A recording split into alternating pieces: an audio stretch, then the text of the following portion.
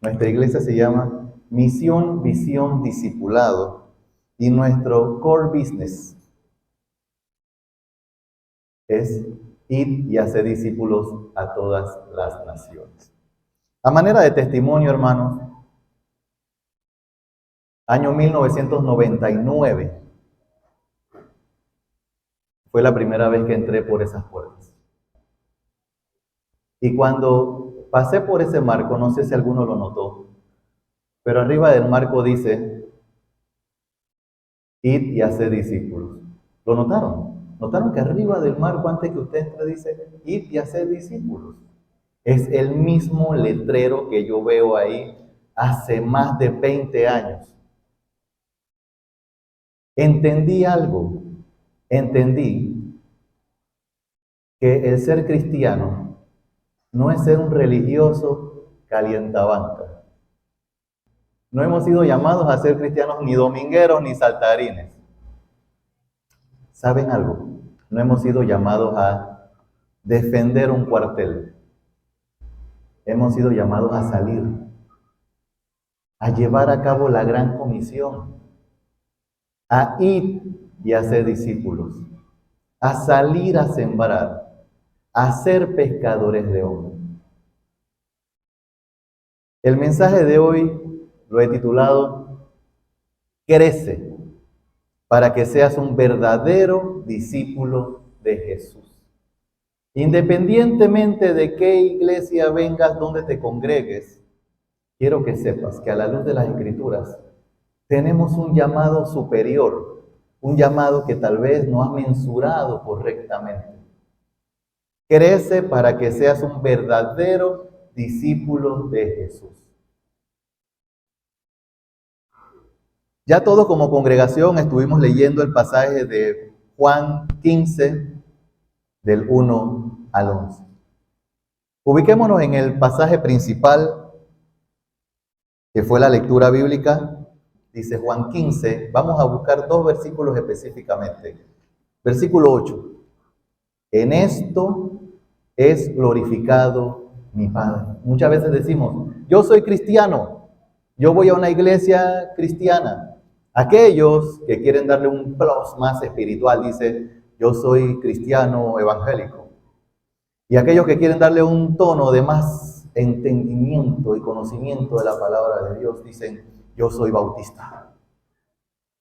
Pero saben, Dios tiene un llamado mucho más grande para ti. En esto es glorificado mi Padre. Tú fuiste creado por Dios con un propósito eterno, mucho más grande del que tú crees que tienes. Y una de esas cosas es glorificarle a Dios, glorificarle a Él. En que llevéis mucho fruto y seáis así mis discípulos. Y más abajo, versículo 11, leemos, estas cosas os he hablado para que mi gozo esté en vosotros y vuestro gozo sea cumplido. No se olvide de esta frase que está en el versículo 11 del capítulo 15 de Juan. Estas cosas os he hablado. Dios quiere que el gozo en ti sea cumplido. Y Él ha dicho muchas cosas. Y Él quiere que su gozo esté en ti. Y no se olvide esta frase porque aquí mismo vamos a terminar. Porque Dios desea lo mejor para nosotros. Dios creó un mundo perfecto para todos los que estamos aquí. Dios lo creó perfecto. Día 1, día 2, día 3, día 4, día 5, estaba bien todo este planeta.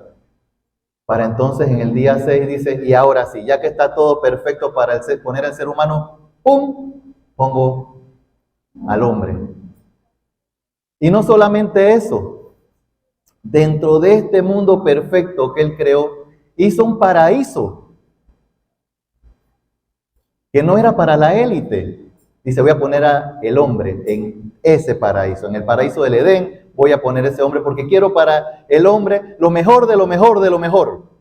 Una perfecta comunión con Él. He creado una raza, una humanidad para que se una en una sola nación, para que me adore. Bueno, todos sabemos cómo quedó este asunto. Adán metió la pata, pero Dios todavía quería lo mejor para nosotros y envió a su Hijo Jesús a salvarnos, a darnos vida eterna. El plan de Dios se mantiene en que desea lo mejor para nosotros. Y además de eso, nos ha preparado un paraíso en los cielos. ¿Usted recuerda lo que le dijo Cristo al ladrón que estaba al lado de él? Hoy estarás conmigo en el paraíso. Él nos ha preparado un paraíso en los cielos. El plan de Dios se mantiene. ¿Y qué nos dice Él? Romanos 12:2. No os conforméis a este siglo, sino transformaos por medio de la renovación de vuestro entendimiento, para que comprobéis cuál sea la buena voluntad de Dios, agradable y perfecta. Presta atención, no es que la voluntad de Dios es buena, agradable y perfecta. Por default, la buena voluntad de Dios, esa es la cualidad de Él. Tómelo completamente como un sustantivo. La buena voluntad de Dios tiene algunas cualidades que es agradable y perfecta. Pero para eso, a pesar de que su buena voluntad es agradable y perfecta para toda la humanidad, es necesario que nosotros enganchemos en ese engranaje. Es necesario que en ese engranaje perfecto de Dios nosotros enganchemos. Y Él nos está diciendo, no te conformes a este mundo. Yo tengo algo mucho mejor para ti. Dice Colosenses 1:16, porque en Él fueron creadas todas las cosas, las que hay en los cielos y las que hay en la tierra, visibles e invisibles, sean tronos, sean dominios, sean principados, sean potestades, todo fue creado por medio de Él y para Él. ¿Usted está consciente de esto? A todo el que se está preguntando, ¿por qué estoy yo en esta tierra? ¿Cuál es mi motivo de estar en este planeta, en esta vida? Necesito un motivo para vivir. Aquí está la respuesta. Tú has sido creado por medio de Jesucristo y para Jesucristo. En la medida que tú dejes de conformarte a este siglo, en la medida de que tú dejes de distraerte de las cosas de este mundo y pongas tus ojos en Jesucristo, vas a entender la razón de tu vida. Y la razón de tu vida es que tú estás aquí, fuiste creado por medio de Él y para Él, por medio de Jesucristo y para Jesucristo. Ese engranaje para que tú enganches con Dios es que tú seas santo, es la santidad. Es la santidad. Dice 1 Corintios 6, 19 al 20. ¿O ignoráis que vuestro cuerpo es templo del Espíritu Santo, el cual está en vosotros, el cual tenéis de Dios y que no sois vuestros? Porque habéis sido comprados por precio. Glorificad pues a Dios en vuestro cuerpo y en vuestro espíritu, los cuales son de Dios. Tu cuerpo y tu espíritu no te pertenecen. En la iglesia, misión, visión, discipulado, usted debe entender que usted no se pertenece a usted. Usted debe entender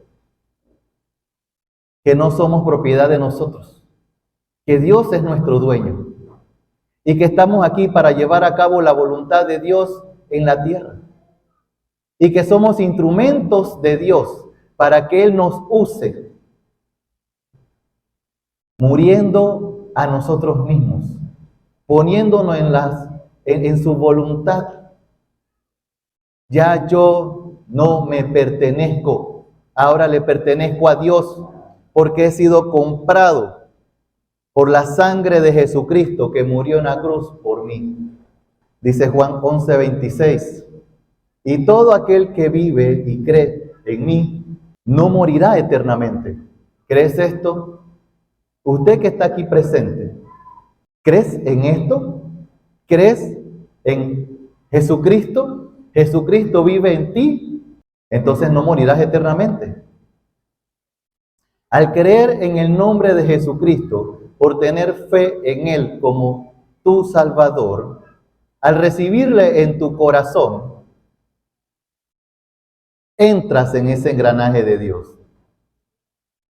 Eres apartado para Dios. Eres santo. Ahora, si no lo has hecho, si alguien de los que está presente no lo ha hecho, entra en ese engranaje. Entrega tu corazón a Cristo.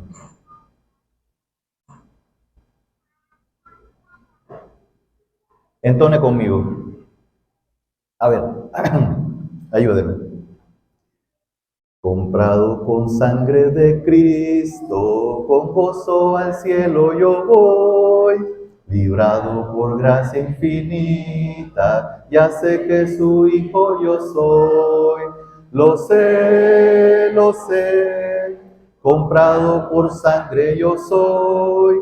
Lo sé, con Cristo al cielo yo voy.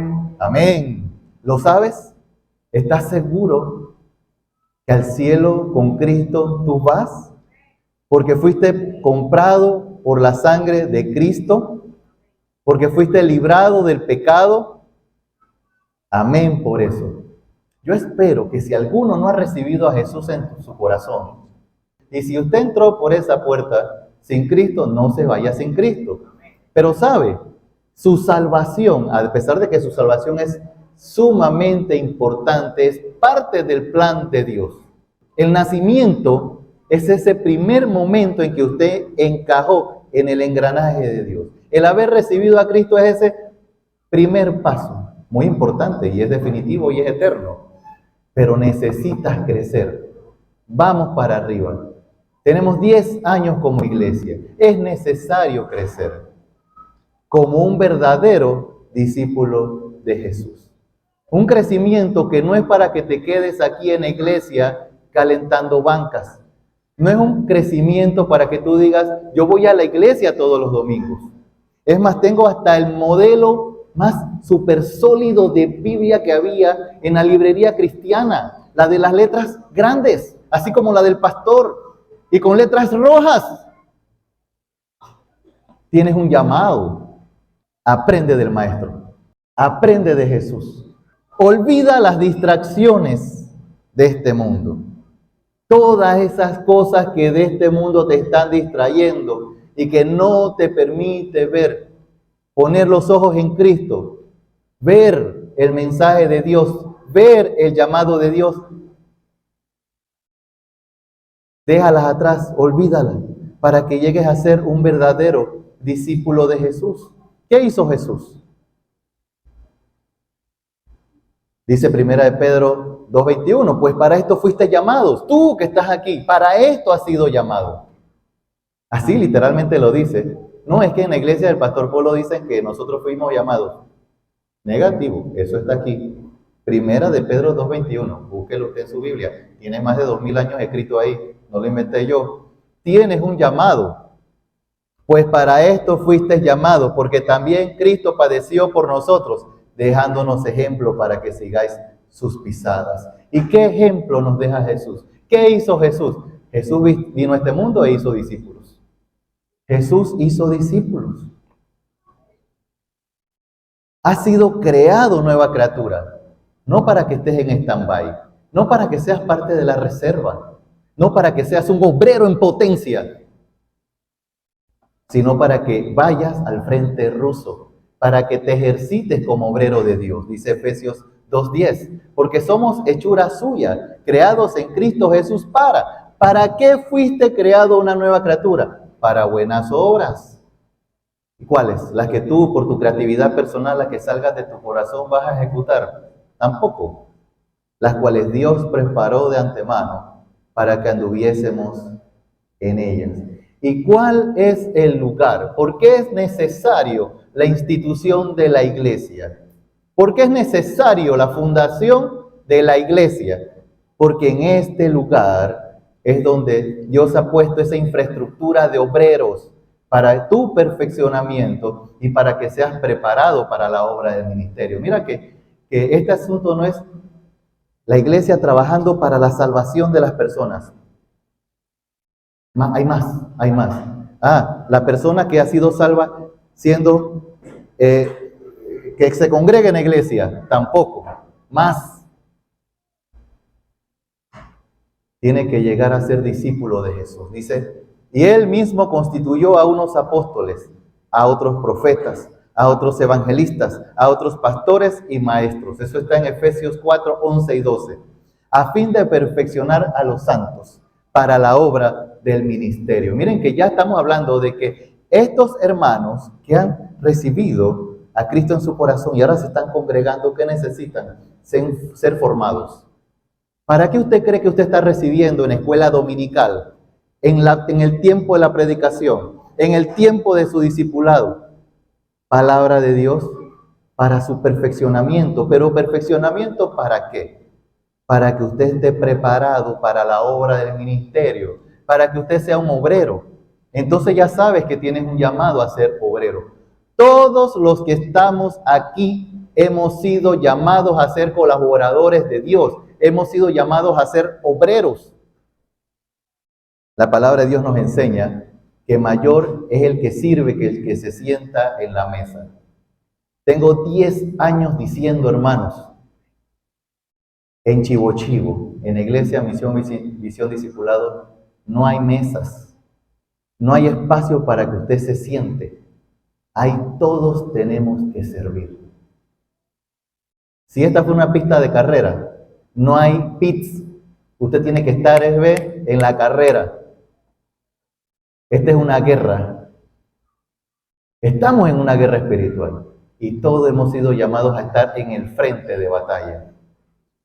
Y el llamado está más allá de tu perfeccionamiento, más allá de que seas obrero. Oh, pastor, pero ¿hasta cuándo? Ya recibí a Cristo, ya voy los domingos a la iglesia, ya ofrendo, ya yo pongo mis ofrendas ahí también, y ya yo participo en el ministerio, soy obrero. Pero el llamado es más allá de que tú llegues a ser obrero. Juan 15, 8. En esto es glorificado mi Padre, en que lleves mucho fruto y seáis así mis discípulos. Hemos sido llamados para llevar mucho fruto. Mateo 13 nos enseña acerca de la parábola del sembrador. Y dice que el que fue sembrado en buena tierra, la palabra de Dios que ha sido sembrada en buena tierra, pastor, yo soy esa buena tierra. Aquí para los que son fanáticos de Marvel, de Spider-Man, sabrán que un gran poder conlleva una gran responsabilidad. El ser cristiano conlleva una gran responsabilidad. Conlleva la responsabilidad de llevar mucho fruto, de reproducirse. Dice que en buena tierra la semilla cae y puede dar hasta 100 por 1. La idea es que usted se reproduzca. La idea es que usted lleve a cabo la gran comisión. Haga discípulos a todas las naciones. Ya sé, pastor. Entonces, mi llamado es para hacer discípulos. Hermanos, todo lo que hemos visto de aquí para atrás, todo lo que hemos estado viendo hasta ahora, lo que les he estado compartiendo hasta ahora, es la voluntad de Dios. Y para que tú seas un verdadero discípulo de Dios, ¿qué debes hacer? Juan 8:31. Dijo entonces Jesús a los judíos que habían creído en él: si vosotros permaneciereis en mi palabra, seréis verdaderamente mis discípulos. Entonces, ¿por dónde empieza este caminar? Entendiendo que debo ser obediente a la palabra de Dios. Así como algún día vi en ese letrero que dice, id y haced discípulos. La verdad es que ese letrero no me decía, ven a ser discípulos. Dice, id y haced discípulos. Ese era un llamado a salir. Un llamado a ir a pescar. Un llamado a ir a sembrar. Lo que con el tiempo entendí, que estaba en Mateo 28, 19 y 20, por tanto, id y haced discípulos a todas las naciones, bautizándolos en el nombre del Padre y del Hijo y del Espíritu Santo. ¿Y cuántos de los que estamos aquí sentados, cuando leemos este versículo, lo entendemos de que Dios nos está hablando a nosotros personalmente? Vamos a ver, analiza esta parte. Dios me está dando este versículo para mí. Este versículo no está escrito para el pastor. Este versículo no está escrito para los líderes de la iglesia. Este versículo está escrito para cada uno de los que entraron en ese engranaje de Dios, recibiendo a Cristo en su corazón. Y desde que recibes a Cristo en tu corazón, estas órdenes están para ti. Y tú, que estás aquí sentado, haced discípulos a todas las naciones, bautizándolos en el nombre del Padre, el Hijo y del Espíritu Santo. ¿Entiendes que tú algún día debes bautizar a tus propios discípulos? Y yo investigué este asunto.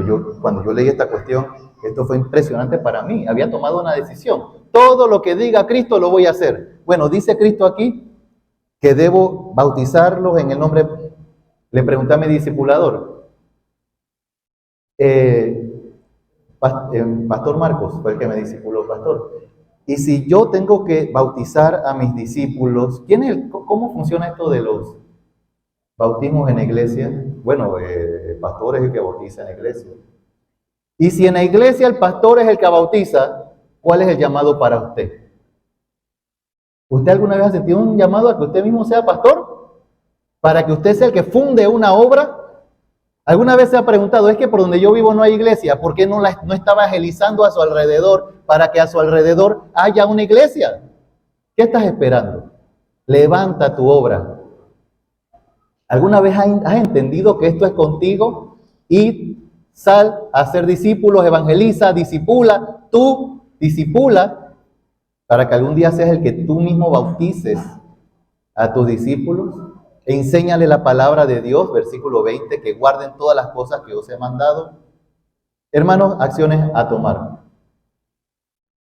Para terminar, acciones a tomar.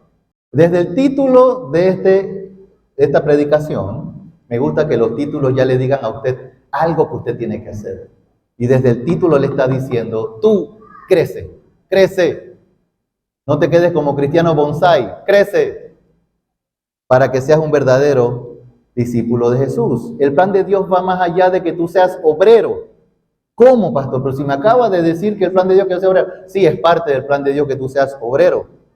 Segunda de Timoteo, capítulo 2.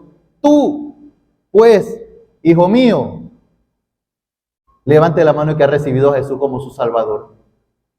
El que ha creído en Jesús como su único y suficiente Salvador. Entonces entenderá que todos los que hemos recibido a Jesús ahora somos hijos de Dios, ¿verdad? Entonces, como ahora usted es hijo de Dios, este pasaje es como usted. Dice aquí, pues, tú pues, hijo mío, esfuérzate en la gracia que es en Cristo Jesús. Lo que has oído de mí, lo que estoy aprendiendo de la palabra de Dios, dice, ante muchos testigos, esto encarga a hombres fieles que sean idóneos para enseñar también a otros. Mira que hay un llamado mucho más allá. No solamente un llamado para ti, para que seas obrero, sino para que tú discipules. Pero hay un llamado más allá para ti de que tú llegues a ser discipulador. Hay un llamado para ti para que tú llegues a ser el discipulador de los que más adelante van a ser los discipuladores de la siguiente y más arriba generación. Tu llamado es para que tú seas un formador de maestros, un formador de discipuladores. Espero que esto le quede bien guardado en su corazón. Desde los niños hasta los más adultos, desde los postreros hasta los más maduros, de que todos hemos sido llamados para ser trainer de trainers, para ser discipuladores de los discipuladores. No discipule a alguien para que llegue a ser calentabanca. Discipule líderes, discipule obreros. No hemos sido salvados para ser meros espectadores de las cosas de Dios. No hemos sido salvados para venir a ver el show a la iglesia. Hemos sido salvados para ser discipuladores de discipuladores. Si no lo has hecho, entra en el engranaje de Dios. recibe a Cristo en tu corazón. Deja de ser un cristiano dominguero. Sé un discípulo de Cristo como hacedor de su voluntad. Tienes que estudiar la Biblia, para que conozcas la voluntad, para que la puedas hacer. Si no, entonces no lo vas a poder hacer. Lleva mucho fruto para que seas un verdadero discípulo de Jesús. Y tú, encárgate. Pastor, eso no es trabajo del pastor. Eso no es pastor, es trabajo de los maestros. Llega a ser maestro, pues. Fórmate para ser maestro. Prepara a la generación que discipulará. A la siguiente generación. Tú, ese es tu trabajo. ¿Para qué? ¿Y todo esto para qué, pastor? ¿Qué yo gano aquí? Regresamos al principio como se los dije. Juan 15:11. Y estas cosas os he hablado para que mi gozo esté en vosotros y vuestro gozo sea cumplido.